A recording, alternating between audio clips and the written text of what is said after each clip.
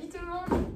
Aujourd'hui on va faire une nouvelle vidéo explicative d'un asana. Donc on va faire Salamba Shirshasana, soit l'équilibre sur la tête.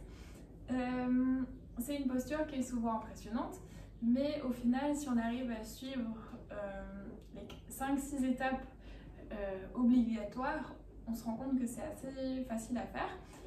Ça va être vraiment super important de suivre ces différentes étapes une à une. Un, pour pas vous faire mal, et deux, pour pas tomber, parce que souvent quand on veut le faire, on veut trop se précipiter, puis on se dit ah on n'a pas assez d'élan, et puis hop on le fait, et puis on tombe de l'autre côté. Donc là je vais vraiment vous montrer différentes étapes pour justement ne pas tomber de l'autre côté. N'hésitez pas quand même à le faire devant un mur si ça vous rassure. Allez, c'est parti! Alors, première étape, on part à genoux. Et c'est important de ne pas avoir les coudes trop écartés ou trop serrés. Donc pour savoir quelle distance on va avoir entre les coudes, il suffit de croiser nos bras comme ça. Et donc là, on a la bonne distance entre nos coudes. Donc on pose nos coudes sur le sol et puis là, on peut relâcher les mains. On fait juste attention de ne plus bouger les coudes à partir de là. Ensuite, deuxième étape, la position des mains. Donc on va juste déplier les mains et on va les croiser de cette manière. Donc on va les poser sur un plan vertical et ce qui va reposer dans nos mains, ça va être l'arrière de notre tête. Le sommet de notre tête va reposer sur le sol et l'arrière de notre tête dans nos mains. Donc ça donne ça. Donc largeur des coudes, c'est la largeur de nos avant-bras.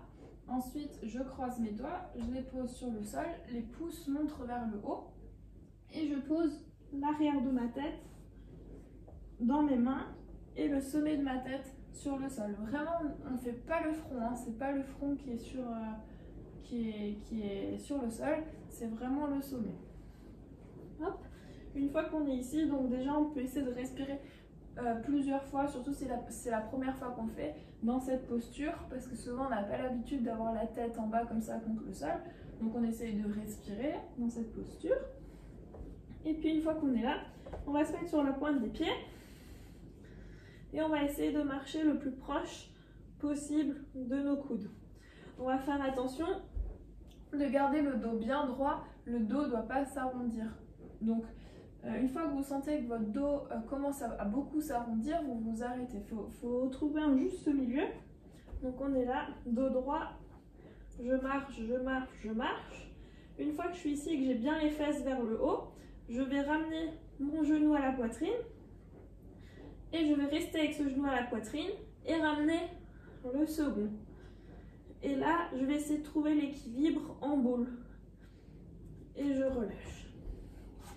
Donc ça, c'est vraiment la première étape et c'est vraiment la plus importante, c'est de ramener les deux genoux en boule à la poitrine, d'abord un puis l'autre. Souvent, on a tendance à vouloir faire ça. Hop. Donc j'ai bien le dos droit, je fais attention de ne pas trop l'arrondir, je garde le dos droit et souvent on veut faire ça. Hop. Donc ça, c'est vraiment à ne pas faire, c'est vraiment la grosse erreur à ne pas faire parce que votre bassin il va partir en antéversion et en plus avec l'élan de votre jambe, si vous la lancez, vous allez tomber de l'autre côté. Donc on garde bien les jambes en boule pour garder le bassin en rétroversion et ne pas tomber de l'autre côté. Une fois que j'ai cet équilibre en boule,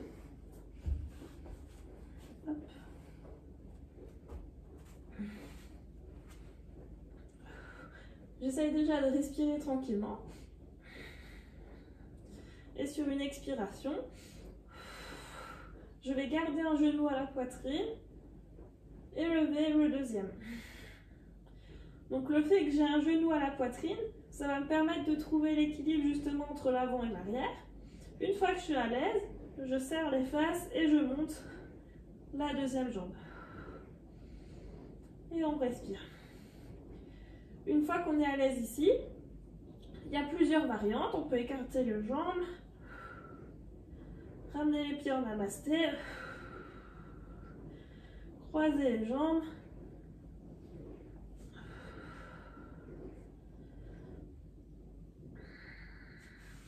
Ou alors essayez de chercher à trouver l'équerre. Donc je recule les fesses vers l'arrière et j'essaye de tendre les jambes. Et là je vais freiner, freiner, freiner.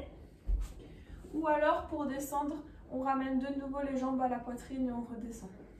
Donc si vous le faites de manière simple, si vous tendez les jambes et que vous voulez redescendre directement, vous pliez bien les genoux d'abord. Hein. Donc ça donne ça. Hop. Donc d'abord en boule, un genou, puis l'autre. Je contracte bien les abdos. J'expire, je monte.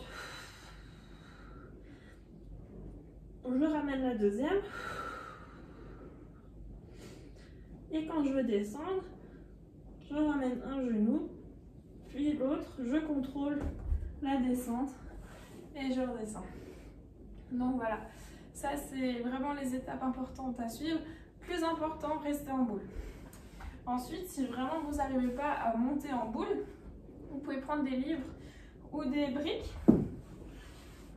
Hop. Je les place sur le sol. Je mets mes pieds dessus. Hop, je mets mes mains au sol. La tête, je la place bien. Je regarde d'abord l'écart entre mes bras. Hop, je croise mes doigts. Et là, je peux partir d'un tout petit peu plus haut pour avoir plus de facilité à ramener mes genoux. Et je redescends. Je monte, un genou puis l'autre. Je serre les abdos et je redescends. Ça, vous pouvez le travailler plusieurs fois. Et une fois que vous maîtrisez bien ça, on essaye de lever une jambe. Voilà, j'espère que c'était clair. Si vous avez des questions, n'hésitez pas à me les envoyer en message privé. Et je vous souhaite une très bonne journée. Ciao!